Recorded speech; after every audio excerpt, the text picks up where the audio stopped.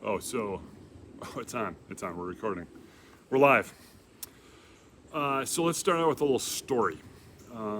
There's another professor in mechanical engineering. His name is Professor Nellis, Greg Nellis. And one of his jobs, he's a good guy. He's a really good guy. He's a good researcher, a good scientist, a really good teacher, a good guy. He has some quirks. He drives this beat up old Ford Explorer with bald tires, and it always smells like wet dog in there.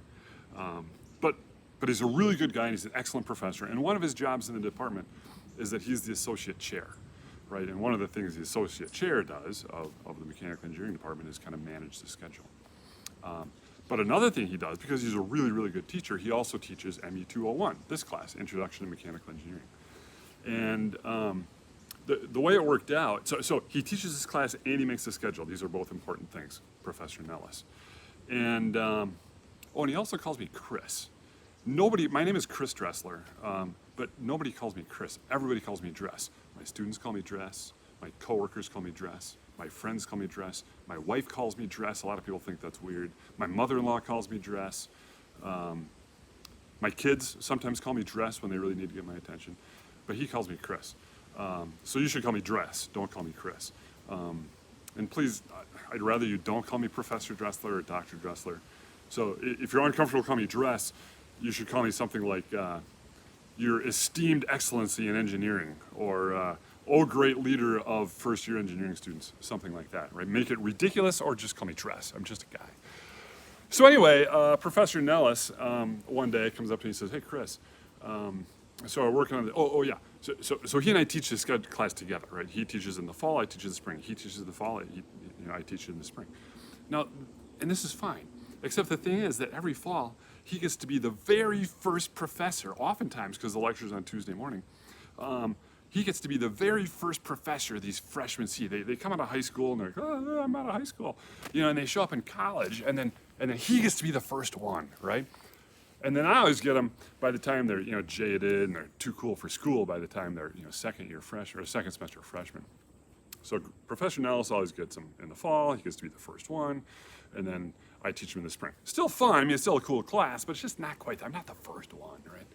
Well, anyway, so about a year ago, maybe a little more, he sees me in the hallway. He's like, "Hey, Chris," because he calls me Chris, not Dress. "Hey, Chris, I'm looking at the schedule, and do you think you could teach?" Could you teach ME 201 in the fall, next fall of 2020?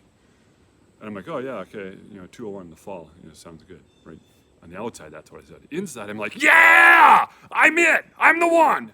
Number one. I'm gonna be the first professor I'm teaching this fall, Professor Nellis. I'm it. Now, this time, but on the outside, I'm like, yeah, I think that'd be work. Yeah, that'd be fine, all right? So I'm so psyched. I'm like, yeah, fall of 2020, it's gonna be awesome. Well, we all know what happened. Some bat at a farmer's market sneezed on somebody's mango, leading to a global pandemic of proportions we've never seen. And now I'm in my backyard talking to an iPad. So much for that. Lesson learned? Things don't always go as planned. All right, so, there's a point to this story. There's a point that I still am kind of your first professor in college, but you're looking at an iPad or a computer screen. So where does it leave us? We're trying to now run this introduction lab class, right? But we can't pack 120 of you in one room, right? So you have to watch this video. And then we've got to put you in a lab. You've got to wear a mask, or like a face shield. You got to wear a mask, and we can't get too close to you, so we can't actually help you do your lab. We can't actually help you hook this stuff up or do whatever. And the schedule's gonna be a little wonky, and everything's a little wonky. And for many of you, I suspect this is the only class you actually attend. And so we're not exactly sure how that's going to work. We've got data, that how it spreads and how to best keep you safe. We've got some tests that are really good. We've got a pretty good plan in place.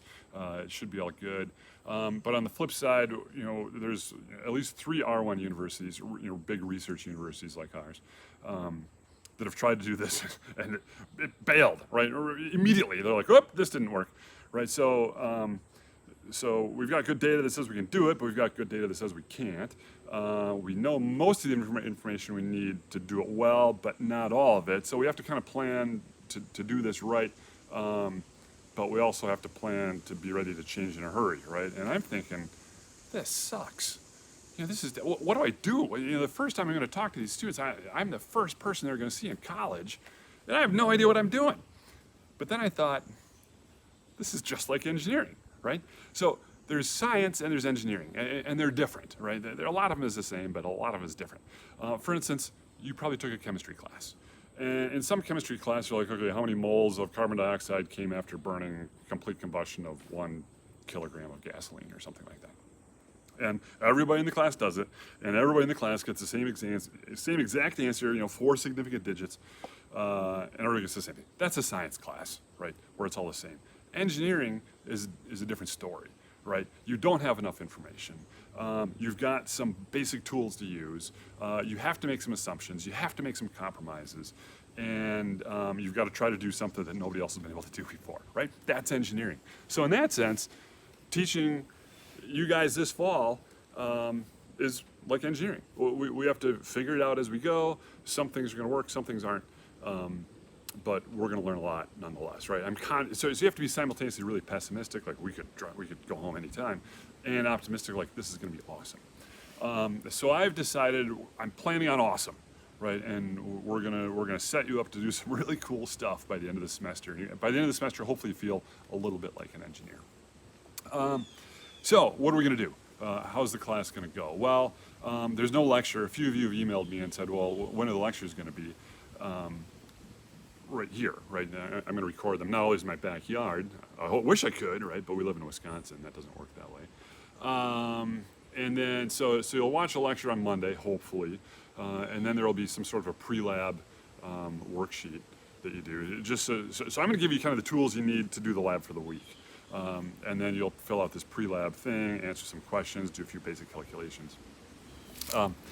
So you'll do that, and then you'll have lab either Tuesday, Wednesday, or Thursday, where you actually come to the lab and put on your mask and your shield, and you're going to hook stuff up, and you'll probably burn something, you'll probably melt something, you'll probably break something. That's engineering, right? That's how it goes. And then on Friday you'll have kind of a virtual lab, right? The Friday labs are generally very computer-based, learning to use different software packages, SolidWorks and Ease and MATLAB and Arduino coding and stuff like this. So Friday, rather than pack you into a computer lab, right, shoulder to shoulder, we're going to do that virtually too, and you'll log in and have some synchronous time. Your TAs will be available to help. The lab is in 2158 Mechanical Engineering. It's on the second floor, kind of mezzanine area of the Mechanical Engineering building. And then that's Tuesday, Wednesday, or Thursday, depending on when you've signed up. And then Friday will be kind of virtual again, right? So now there's people. Professor Nellis, right? Other than that his car stinks and he calls me Chris, good guy, smart guy. Most of the other all the other faculty, myself included, really smart, good engineers. But there are people that someone decided, well, we're going to have this weekly schedule for classes, but we're going to start right in the middle of the week. That kind of screws things up a little bit, in my opinion. So classes, officially start on Wednesday. So that means do we have lab on Wednesday and Thursday, and then the Tuesday labs get screwed? No. So what we'll do is the first week of class. So that's September 2nd and 3rd. It should be the 1st, 2nd, 3rd if we started on it. Anyway, we won't actually meet in the lab. The first week in class, what we want to do is get you set up with all the computing tools that you're going to need. That is an account at Computer Ed Engineering. I know some of you have done that in Source, some of you haven't. Learn how to run the software remotely because you're going to be doing that a lot, especially this semester. So the first week will be virtual but synchronous. Okay, so there will be no synchronous lecture. Right? They're never synchronous. You're watching this. And then you'll log in at your specified lab time. You get to meet your TA, talk to him, tell your story, blah, blah, blah, blah, blah, talk without a mask on. Unless you live in the dorms. Do you have to wear a mask all the time in the dorms? I'm not sure. But we'll have a synchronous meeting, introductions, get to know each other, blah, blah, blah. And then you'll get your computer stuff up and working. And then starting the next week, so that'll be September 8th, Tuesday the 8th will be the first real lab where you come in and we actually hook stuff up and make stuff happen, maybe fry some components. So that's basically how the class is going to work. These are uncertain times, and I'm glad you're here. We're going to have fun. It's going to be cool. We're going to build some stuff. We're going to break some stuff. You're going to spend a long time building some really cool stuff, and then the first thing we're going to do is break it. That's engineering, right? And so my email, feel free to contact me anytime, email. My WebEx office will be on the syllabus, so you can drop in during office hours. I hope you do. In fact, I might even require that you drop in at least once as like 2% of your grade or something like that. Yeah, I think maybe 2% of your grade. You just have to come to office hours once, right? Say, hey, I'm whoever. Nice to meet you. You're excellent engineeringness, sir. Or just say, hey, Dress, yeah, my name's Jacob. I'm in your class. This is pretty cool. Sorry I broke the oscilloscope the other day. And I'll say, hey, that happens. And so stop by my office anytime. Please visit your SAs during office hours, your TAs during office hours. The group of undergrads and grad students that are teaching this class, they're actually face-to-face in the lab with you most of the time. It's pretty cool because they're all hand-picked. We don't like send out applications and say, hey, apply to be whatever. Instead, what we do, those of us who teach a big undergrad class will say, hey, you seem like a really good student. You seem really curious, and you seem like are you interested in being an SA for this class, right? They're all handpicked. So you've got good people to work with. So please stop by their office hours. Stop by my office hours. It's required, 2% of your grade. I just decided that. And let us know who you are. This is going to be fun. It's going to be different. It's going to be challenging. And almost certainly there's going to be something that we have to figure out as we go. Yeah, it's really weird. So I'm in my backyard right now, and my wife is there recording me. Like, I'm talking to my iPad, but then she's standing in the house, like, with her phone making a recording of me. Awkward. A lot of this is awkward, but let's make it fun, useful, safe, and maybe we'll learn something. All right? That's all I got for you guys. We'll see you soon.